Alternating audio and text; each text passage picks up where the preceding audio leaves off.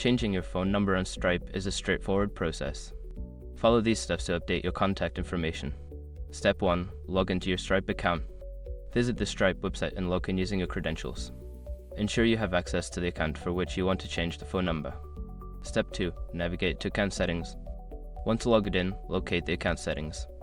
This is usually found in the upper right corner of the dashboard under the profile icon. Step 3. Access personal information. In the account settings menu, look for the section labeled personal information or contact information. Click on this section to view your current phone number details. Step 4. Edit phone number. Find the field that displays your current phone number. Click on the edit option next to it and enter your new phone number. Make sure to double check for any errors. Step 5. Save changes. After entering your new phone number, look for Save or Update button at the bottom of the page. Click this button to confirm and save your changes.